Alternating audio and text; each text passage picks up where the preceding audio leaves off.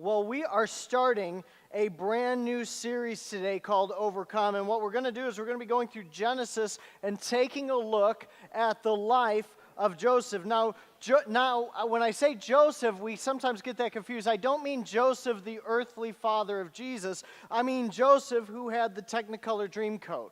You remember Donny Osmond and his Technicolor Dreamcoat? Yeah, that guy. Yeah, it was like back then it was like, wow, that is so awesome. And now it's like, wow, that's kind of ridiculous, isn't it? Like it's kind of like looking back in the 90s and the 80s and saying, oh, we used to do that. Why did we do that? This is one of those things. But in this series, we're going to be talking about the life and trials of Joseph. But as we start this series, I want to ask a question. How many of you had dreams when you were a kid of who you were going to grow up to be? Now this could be in any realm. This could be a dream job. Maybe a dream house. Maybe you dreamed about getting married one day. You had your dream spouse, or maybe you thought you'd accomplish something by this point in your life. But what I want you to do is just take a second and turn to your neighbor and tell them about one of the things that you wanted to have happen or to be when you grow up. Go ahead and do that now.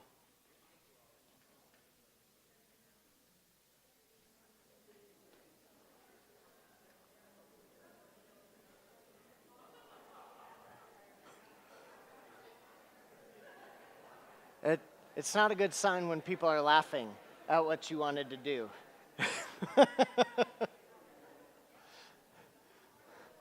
All right. Now, how many of you actually ended up becoming who you thought you'd be when you grew up? One of you. 2, 3. Okay. Now, I didn't, but I feel like I had some pretty attainable life goals. Like for me as a kid, I knew in second grade that I was going to, get married to Christy Yamaguchi, the figure skater. Remember her? Yeah, me and her, we were going to be a thing.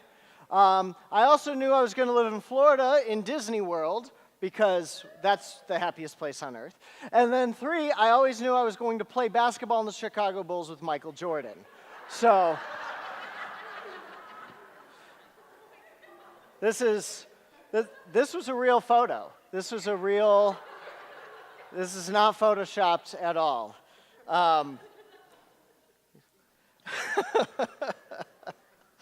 lot of us had totally different ideas of who we were going to be when we grew up. And for some of us, we're really thankful for where we're at right now. We really like how our life turned out. We didn't imagine that it would be the way that it is, but we are really thankful for where we are.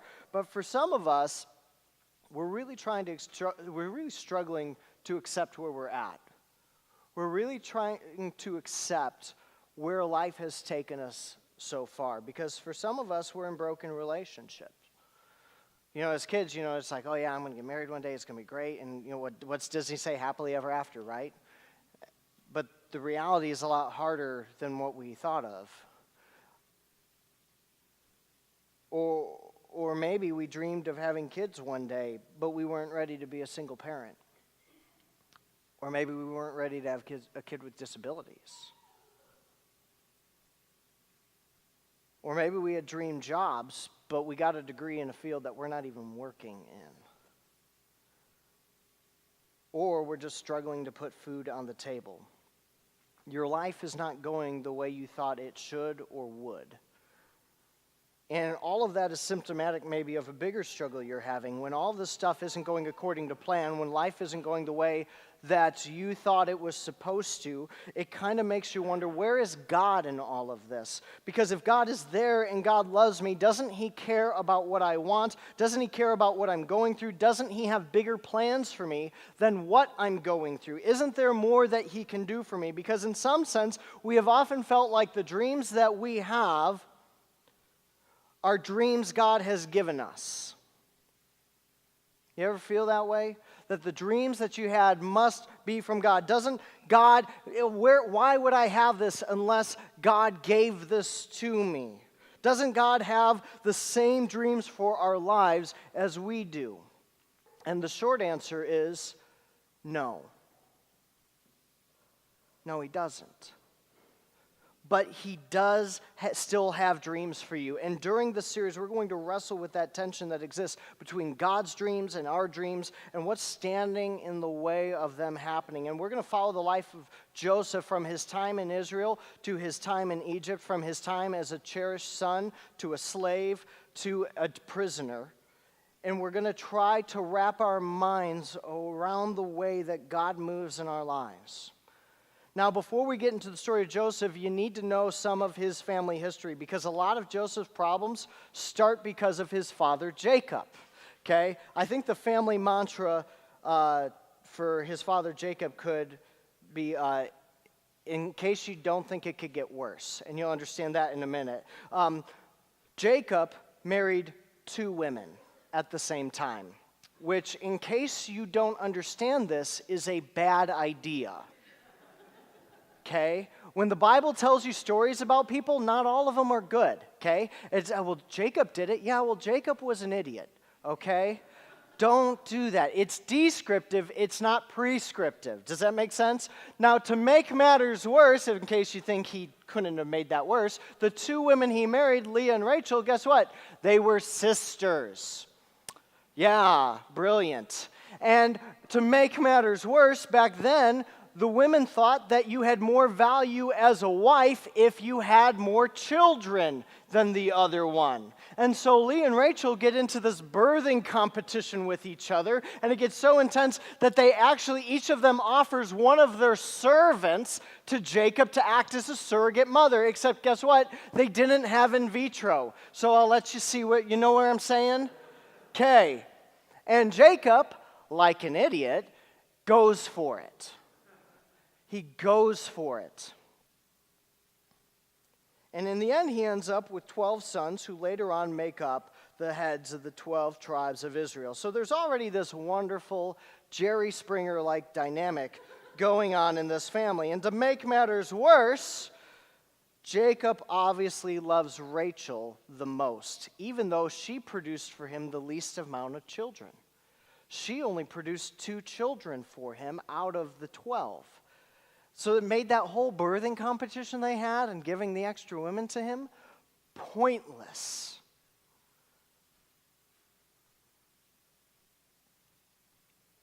But she gives him 2 sons, and Joseph is one of the 2 sons Rachel gave birth to. She had him, and then she died giving birth to their second son, Benjamin. And so all Jacob has left of his favorite wife are these 2 sons.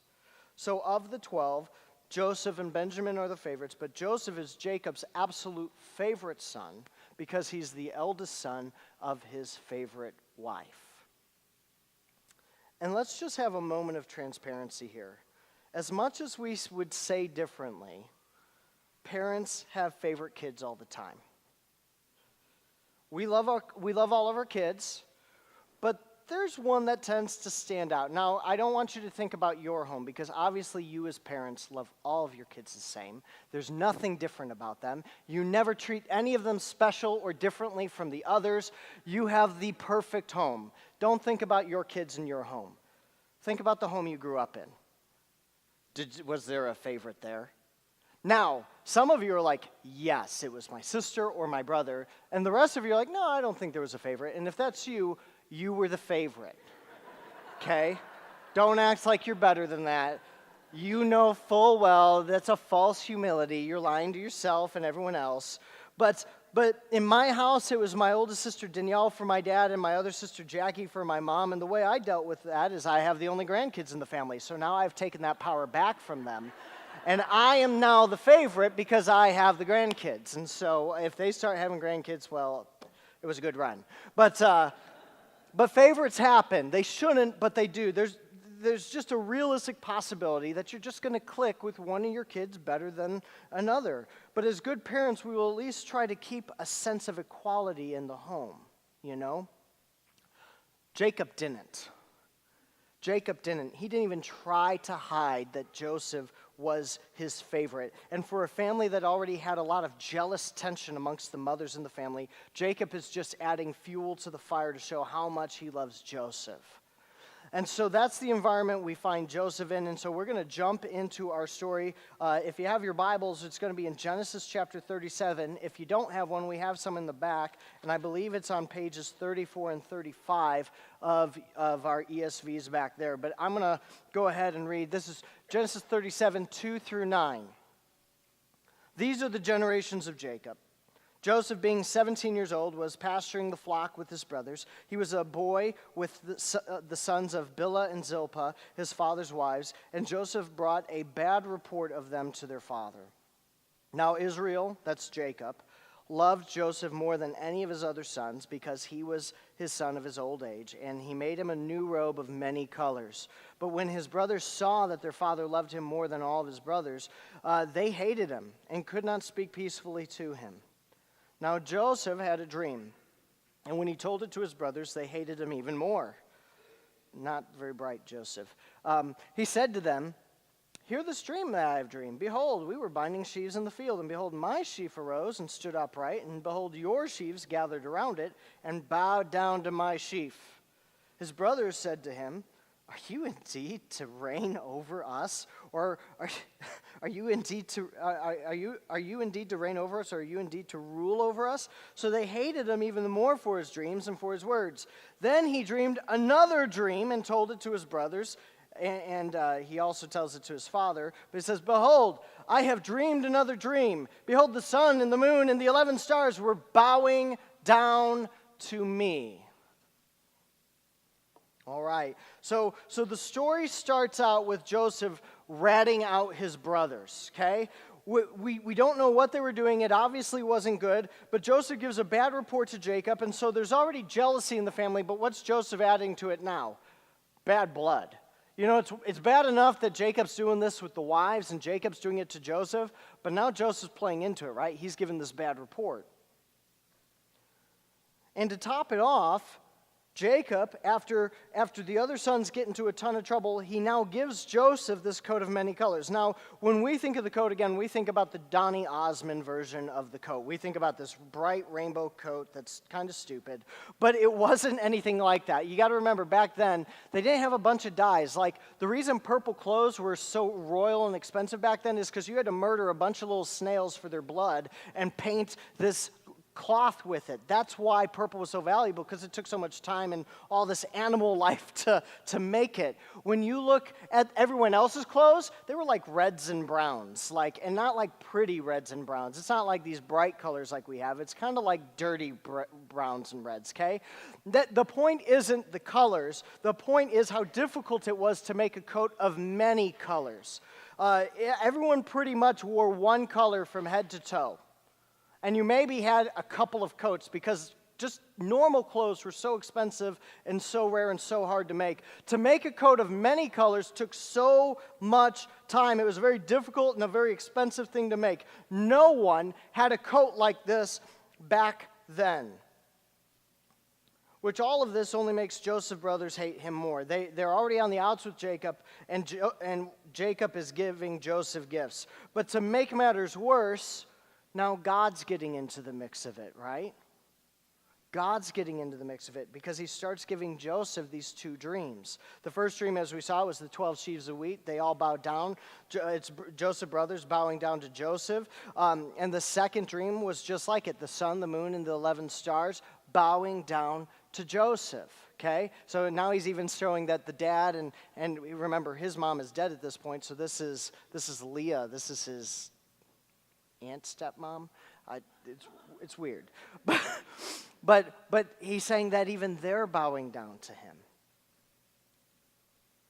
But in each of the dreams, the point's the same. Joseph was going to rule over and have honor over the rest of his family. And Joseph could probably already see how God was working that out in his life. He was already the favorite son. Obviously, God was going to make Joseph the one who took over his father's household after his father was gone. He was going to be the guy who ruled over the land like Abraham and Isaac and Jacob did before him. He was going to be the son who took over. And that probably had to feel good because it was nice being Jacob's favorite, but it's even better to feel like you're God's favorite, you know? And so Joseph starts telling his brothers about these dreams. And not only them, but he tells his dad. And Joseph thinks he's going to impress his dad with the dreams God gave him. But look at what it says in Genesis 37:10. It's on page 35 in your Bibles. He says, but when he told it to his father and to his brothers, his father what? Rebuked him and said to him, what is this dream that you have dreamed? Shall I and your mother and your brothers indeed come and bow to ourselves to the ground before you? This is kind of sad because when you read Jacob's story, he had a dream from God when he was running from his brother Esau. This should have been a bonding experience between them, you know? Like, oh, hey, you had a dream from God too? I remember when I had a dream from God. But even Joseph's dad, his biggest fan, is like, Joseph, not even I like you this much. Even Jacob's had enough. Joseph is alienating the only guy in the family who would be on his side.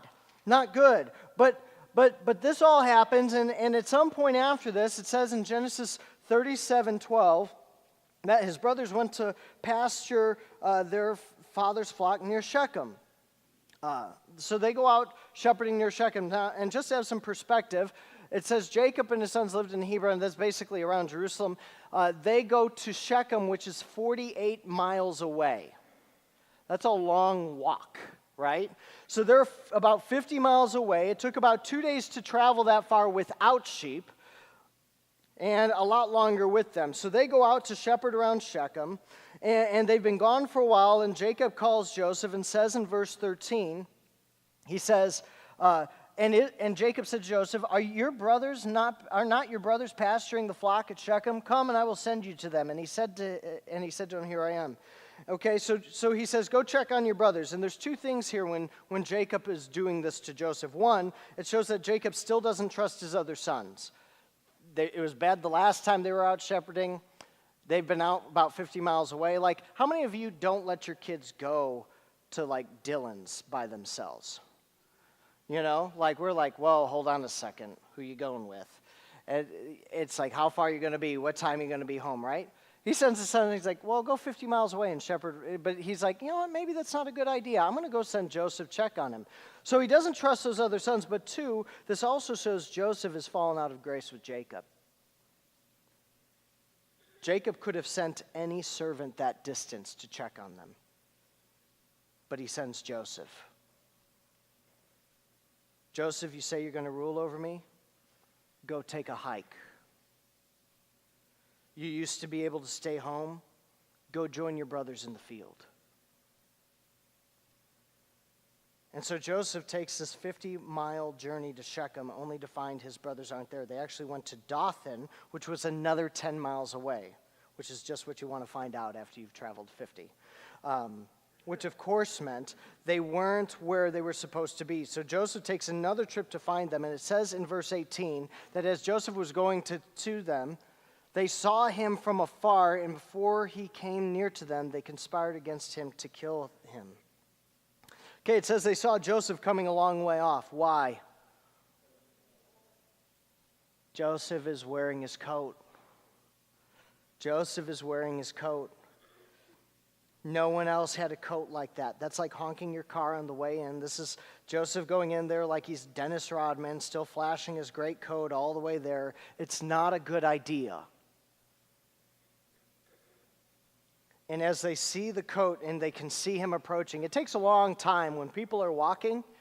If you see someone in the distance, it takes a long time for them to get there to you. You know what I'm saying? You ever see that Monty Python thing where the knight is running at the castle and they keep doing the scene like 18 times? Some of you have seen it and some of you haven't, and it's probably better that you haven't. But it takes forever for someone to get there. And so there's all this time when they just get to keep looking. Is he here yet? Is he here yet? Is he here yet? And all they're doing is they're getting angrier and angrier and angrier.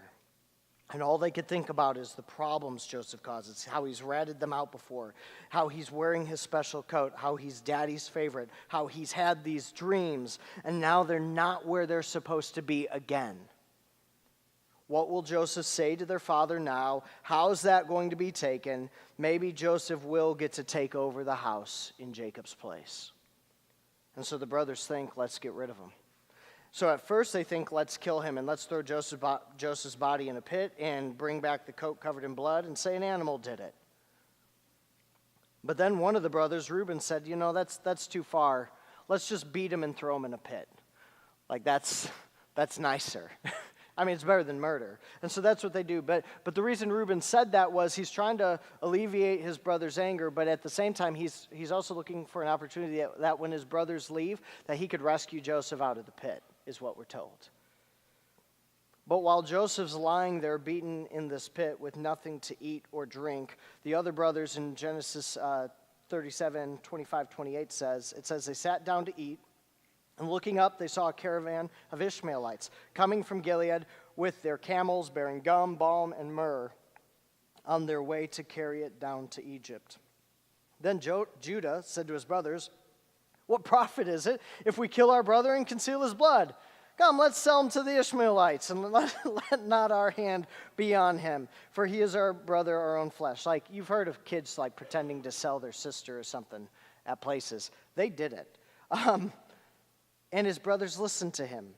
Then Midianite traders passed by, and they drew Joseph up and lifted him out of the pit, and they sold him to the Ishmaelites for 20 shekels of silver. And they took Joseph to Egypt. Oh, that sounds a little Eastery, doesn't it? Someone else being sold as a slave for 30 shekels of silver in the New Testament. Joseph here for 20. Okay, so the other brothers see this caravan and they say, we could kill Joseph, but instead, we could sell him as a slave and make some money. Plus, they wouldn't have to feel bad about killing him. And so they sell Joseph to the Ishmaelites, who you need to understand who the Ishmaelites are, because a lot of times we talk about these people groups and we have no relation or connection to who they are. The Ishmaelites were basically second cousins to Joseph's family. When you go back to Abraham, he has two sons. He didn't just have Isaac. Before him, he had Ishmael. So he has Ishmael, then he has Isaac. Isaac has Jacob. Jacob has his kids. You could imagine Ishmael's done the same thing. They're second cousins. There's not a ton of people settling this land yet. There's only these groups, which means they know each other. They're loosely family. They probably know Joseph. And even they're like, yeah, we can still sell him as a slave in Egypt. He doesn't have anyone fighting for him out there. And so when Joseph comes to, he finds himself on a caravan heading toward Egypt, away from his father's house, without his father's coat, away from all the dreams he was so sure God had given him.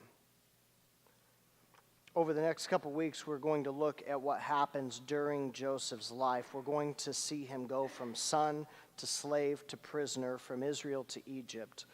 And we're going to look at the way God worked in Joseph's life to eventually fulfill the dreams he first gave Joseph when he was 17. But I think a lot of you here might feel stuck in some way like Joseph. I think a number of you here have felt beaten by life and left in a pit. And like Joseph, there can be two reasons we feel that way. One, we can feel that way because of life situations. We look at the way we were raised, or the opportunities we had or didn't have, or life situations, and we think we're stuck in our life because of them. We had the chips stacked against us before we even came in the world. We didn't have the money or the love or the relationships for us to get ahead.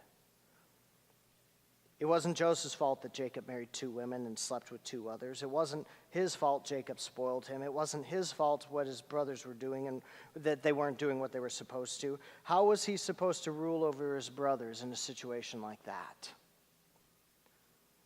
Or two, we can feel like we're stuck because of the people in our lives. Joseph had his problems because of people in his lives. The three mothers who hated him, his brothers who obviously wronged him, his dad not believing in his dreams, his cousins buying him as a slave. And we can think that too, you'd be in a better spot if it wasn't for your spouse. Or you'd have your dream job if it wasn't for a coworker. Or you'd have your accomplishments if it wasn't so political in your area. And I don't want to minimize those things because, yes, there are situations and people that will stand between you and God and the dreams God has for you to do. But let me tell you what the biggest obstacle in Joseph's life was. Joseph. Joseph enjoyed a little too much of being his father's favorite. He cared more about having his position over his brothers than a relationship with them.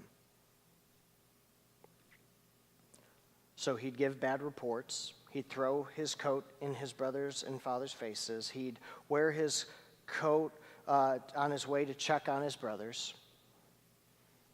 Joseph wanted to rule over them, but he lacked the character and the humility to be the kind of ruler God was looking for. And so God took Joseph out of his own way so that he could do something with him. And honestly, that's what God has to do with us. We have all of these dreams and all of these desires. We even have a sense they come from God, and they very well may. But what I find most in my life is that before I can see God moving in my life, about every time he's had to take me out of my own way. That the greatest enemy to God accomplishing things in my life wasn't anyone around me, it wasn't any situation around me, that it was me. And he had to take me out of my own way so he could shape me into the kind of man that God can use. He has to make me rethink my character and my humility. In the book of James, chapter 4, verse 6, it says, God gives a greater grace. Therefore, it says, God opposes the proud, but what? Gives grace to the humble. And the reality is, if we will not humble ourselves, God humbles us. Those are the two options. You can recognize God for who he is and just say, God, I'm yours, just take me and just use me. Or God can say, you know what, you're mine, you don't recognize that, so I'm going to take you and I'm going to use you and I'm going to set you to the side.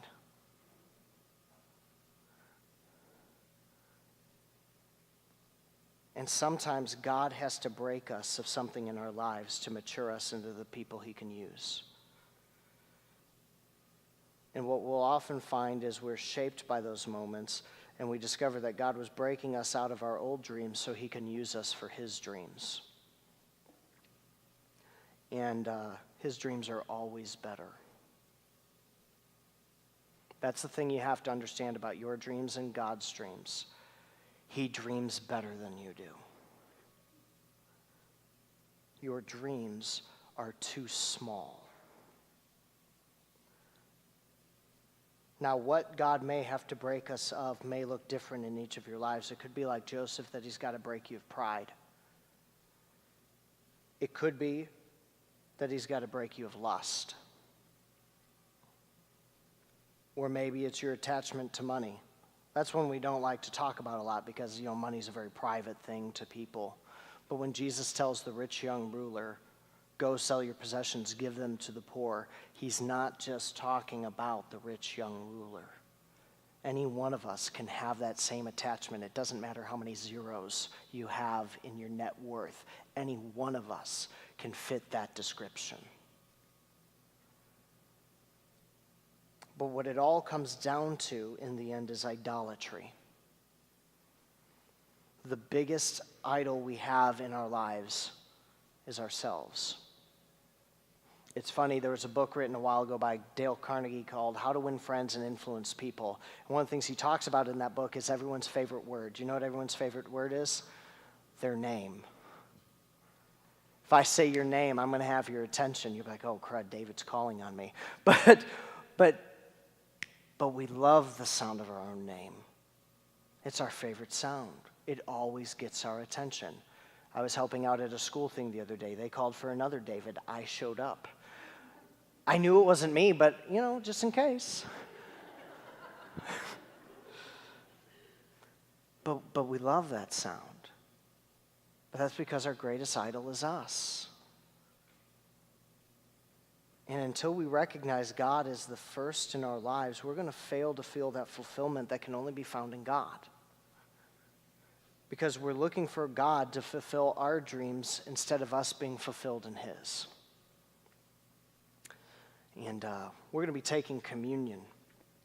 And I think this is a tough time, I think, a lot of times to come to this table, because there's times we can take it, and there's times that communion is about repentance, and it's like, okay, God, I've failed in these ways. There's times when it's an act of worship and celebration. God, look at what you've done for me. But then there's times where communion has to be totally about us falling into the Father's will. And that's a scary place to be, because for a lot of us, we don't like to give up that control, right? I like my life. I like it to go this way. And God, I'd really appreciate it if you did this. But when you do that, what you're saying is, I'm God, and God has to fulfill me. God's only God if he's doing what I want him to do. God's only God if my life is going the way I want it to go. And our problem is, for a lot of our lives, we look at our lives through a keyhole. And we have this very narrow idea of what's on the other side of that door. And we say, okay, I have all this information from the keyhole, so this is how it all has to work. This is the way it has to play out. And we have no idea or scope of the greater thing that's going on. Joseph had no idea why he was going to Egypt, but God did.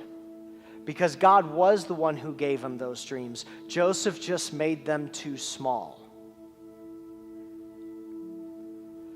And that's sometimes, I think, the place we have to come into here is like, I do not know what's going to happen. I have no idea what keyhole image you have in your life about the way your life is going, or how it's going to turn out, or what God's going to do. I have mine, and maybe between our two holes, we're like, I see something similar, but we still have no clue.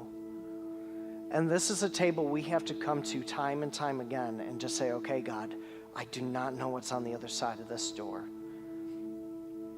but I'm willing to just let you use me. And that's a very scary place to be.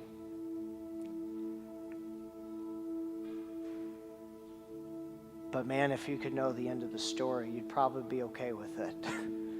That's sometimes the thing we think about Joseph is we say, oh, well, if you know the story of Joseph, it's not really a spoiler alert. There's been like tons of stuff out there. I doubt I'm the first one telling you, but eventually he becomes a ruler in Egypt. He had no idea when he was in that pit that was going to happen. We look back and say, oh, well, it all worked out for Joseph, so it wasn't a big risk. Okay, sell yourself into slavery then, you know? It was a huge risk. Everything was risk. But you have to put your heart and your hope and your faith in the one who knows the future. That's what it comes down to. You got to trust that God's on the other side of that door and he knows how it all plays out, and that you just need to play your role in the place that you're at and be faithful to him, to humble yourself, and to let God have all the credit and all the glory. And if God says, hey, I'm going to put you up and have you be a ruler, God, just say, God, whatever you want, I'm willing to give it to you. And if he says, you know what, you're going to be the one working for him, whatever you want, God, I just give it to you. It is not about where is your place. It's not about what you want. This is about the fulfillment of the will of God. But when you do that, when you're living there, that is where the satisfaction is. That's where you find this food and this water that Jesus talked about, to where you never hunger and you never thirst again, because you find your full satisfaction in just being in the center of God's will. And so we're going to be coming to communion. And this is a time for us to do that, to humble ourselves.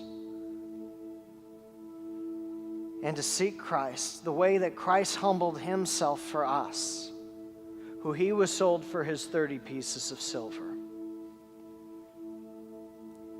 That he basically became a slave and a prisoner and became obedient to death for us to be free. And we're going to come to this table and we're going to worship him and we're going to lift him up. And we're going to put ourselves in the center of his will.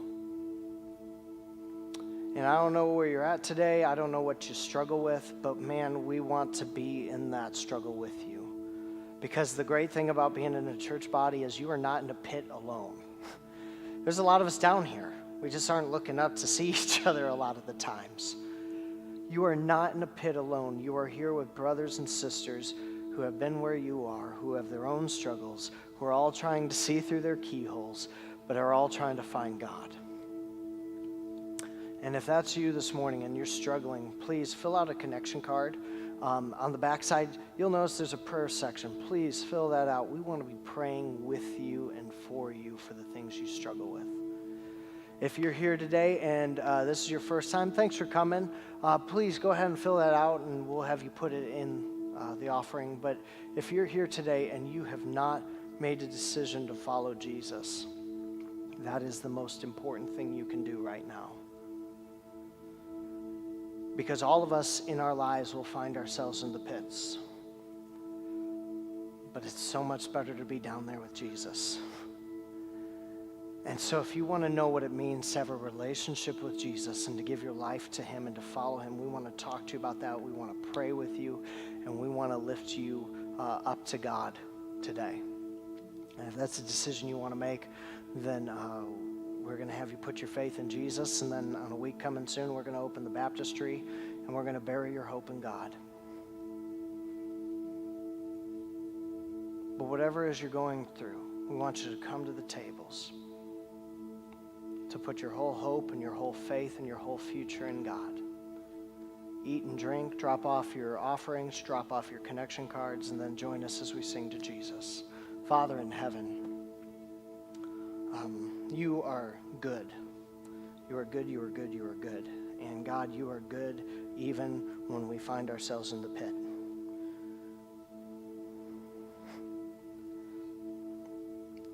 God, you are with us there.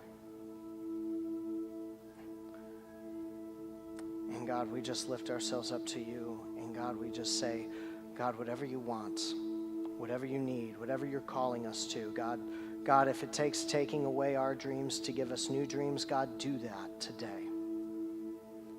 But God, we just put our whole lives and our whole hope and all of our joy in you. And God, there have been so many times that we have lifted ourselves up as idols to put ourselves above what you have for us. And God, I just pray that you would break us of those things today. God, thank you for Jesus who was broken for us. Thank you for your Spirit who lives in us.